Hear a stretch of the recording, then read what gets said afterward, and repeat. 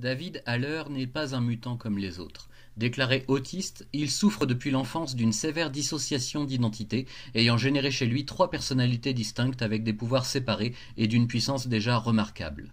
Depuis quelque temps, David est dans le coma, mais son esprit est régulièrement visité par celui de la défunte mutante Destinée, dont il a lui-même causé la mort. C'est en tâchant d'arrêter Mystique, venu jusqu'en Israël pour tuer David et venger le décès de Destinée, que l'équipe de Facteur X va assister au réveil de celui que l'on nommait autrefois Légion, celui qui est plusieurs. Mais cette fois, et probablement pour la première occasion de son existence, David a l'esprit étrangement clair et lucide, il ne fait désormais plus qu'un avec lui-même, et ses pouvoirs s'en trouvent augmentés de façon exponentielle. David n'est pas n'importe quel mutant, c'est le fils du célèbre professeur Charles Francis Xavier, mentor des X-Men, un homme dont le rêve de cohabitation pacifique entre humains et mutants a guidé toute sa vie. Un rêve qui n'a jamais pu réellement voir le jour, malheureusement, car de nombreux obstacles s'y sont opposés. Le plus important d'entre eux, selon la nouvelle conscience de David, n'est autre que Magneto.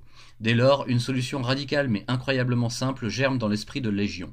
Revenir dans le passé, à une époque où Charles et Eric étaient présents en Israël durant leur jeunesse, bons amis, et tuer Eric Magnus Lencher avant qu'il n'ait l'occasion de maîtriser ses pouvoirs et de devenir Magneto.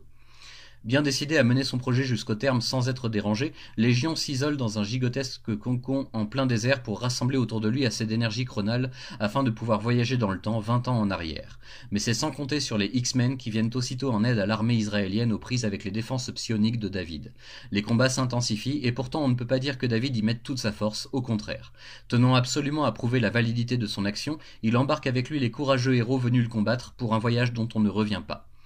Et tandis que dans le présent, les forces conjointes de Xavier et des derniers X-Men tentent le tout pour le tout afin de ramener leurs amis, dans le passé, ceux-ci n'ont pratiquement aucun souvenir de leur vie réelle, à part la présence de leur pouvoir. Légion lui-même n'est plus que l'ombre de ce qu'il était, perdu dans ses propres ténèbres. Mais il retrouvera bien vite la mémoire et son objectif lui apparaîtra plus clair que jamais.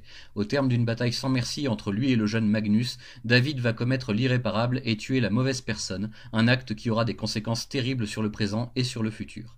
Aux confins de l'univers, au sein de l'immense empire Shi'ar, le gardien du Nexus des réalités tremble de terreur. Le cristal Kraan est sur le point d'exploser et de projeter une vague d'altération inarrêtable sur l'ensemble de l'univers, alors qu'une nouvelle ère est sur le point de voir le jour. Tout s'arrête soudain pour recommencer à partir d'un point précis du temps, dans une direction pratiquement opposée à ce que l'on a pu connaître depuis. Et dans les ténèbres, un tyran millénaire sourit en songeant que son heure est enfin venue. À l'approche de la date de sortie officielle de la nouvelle édition du Marvel Omnibus L'Ère d'Apocalypse, chez Panini en version française bien entendu, j'ai cru bon de revenir un instant sur ce prélude paru pour moi en 2014 et qui rassemble les différents chapitres de la quête de Légion, un crossover hautement dramatique qui débouchera donc sur un autre crossover encore plus sombre et plus abouti. D'autres rééditions de cette histoire tragique sont venues avec le temps, dont la plus récente dans les pages de l'intégrale Marvel classique X-Men 1994-1995 que je vous chroniquerai un jour également. Pour le moment, penchons-nous sur cet album et ce récit très particulier, ambitieux à plus d'un titre, qui préfigure un changement radical pour l'ensemble des séries mutantes de Marvel en ce milieu des années 90. Au scénario, nous retrouvons des auteurs confirmés de l'époque tels que Fabian Nicieza, Scott Lobdell, Mark Waid et Jeff Lubb, auxquels on ajoute Todd DeZago et John Francis Moore. Les dessins, quant à eux, sont signés Andy Kubert, Terry Dodson, Ron Garney, Steve Epting, Roger Cruz, Jan Duursema et Ian Churchill dans un style général très dynamique qui fait la part belle à l'action et qui paraît déjà très moderne pour son temps. Que dire sur cet album si ce n'est qu'il est crucial, voire indispensable pour bien comprendre la portée de l'ère d'Apocalypse, certainement toujours trouvable dans vos boutiques spécialisées.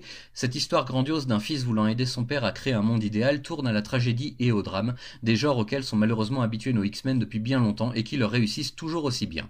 À mon sens, il n'est même pas nécessaire de bien connaître l'évolution récente des X-Men à ce moment précis de leur carrière.